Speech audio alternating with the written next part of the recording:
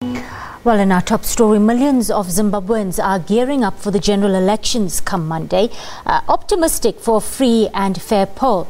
Now, 55 political parties are taking part in these elections, the first since the resignation of former President Robert Mugabe late last year. Now, the two major contenders, ZANU-PF leader Emmerson Mnangagwa and the MDC Alliance leader Nelson Chamisa, will hold their final rallies at the weekend. On Thursday, both parties met with their supporters in Harare, where they were drumming up support ahead of these polls. Meanwhile, international observer missions in Zimbabwe have expressed satisfaction with the progress Zimbabwe's Electoral Commission has made to ensure a free and fair general election. The Common Market for Eastern and Southern Africa, COMESA, says after meeting with stakeholders in the country, many are looking forward to a peaceful and incident-free election on Monday.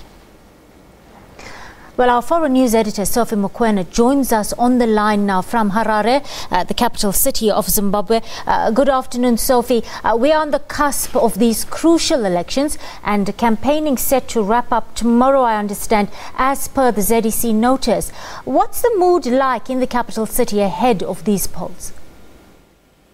Well, Zimbabweans are ready. Many people we spoke to told us that they are waiting for Monday and they will be going to the stations to cast their ballot.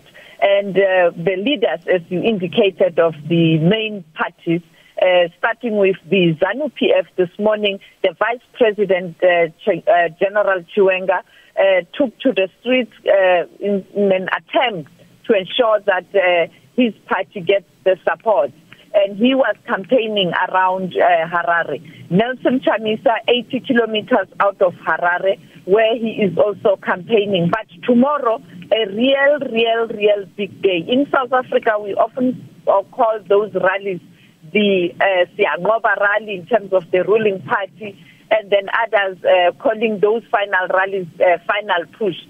Tomorrow, MDC will be in Harare in the park here on its campaign to ensure that they get the votes, while the ZANU-PF leader Emmerson Mnangagwa, who is currently in South Africa, will also be at the Uhuru Stadium, where he is going to address his supporters as part of the final push. Earlier on, when he was addressing the international community at the BRICS summit in Johannesburg, Emmerson Mnangagwa gave assurance that his government will do everything in its power to ensure that people are allowed to go and exercise their right to vote freely. On the other hand, I also spoke to the head of the AU mission here in Harare, the former Prime Minister of Ethiopia, who told me that he did find time to meet with different stakeholders, particularly leaders of different political parties and the front runners. And he indicated to them that they must exercise caution, and also they must ensure that they encourage their supporters to behave well on Monday. Ma'am Sophie, Mnangagwa's administration has battled to revive the economy. I mean, there's still so much unemployment, and then there's the severe liquidity crisis, and the cost of living is very high, especially for those in the informal sector who've really borne the brunt of this. In many ways, this is a bread and butter election for so many. Why should voters in Zimbabwe give Mnangagwa a second chance? So far, he hasn't managed to repair the economy, but he does often mention successes of fighting corruption and finding investors and so on.